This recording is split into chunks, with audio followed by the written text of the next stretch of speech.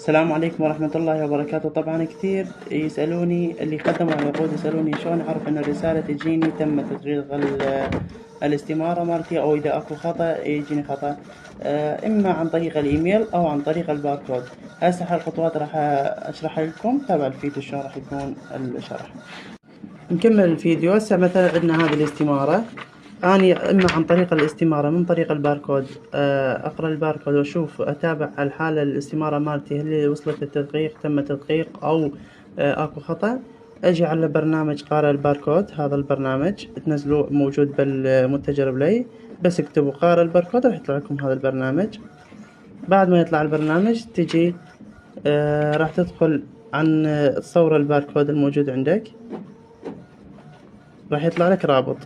هذا الرابط من خلاله تدخل عليه، تدخل على الرابط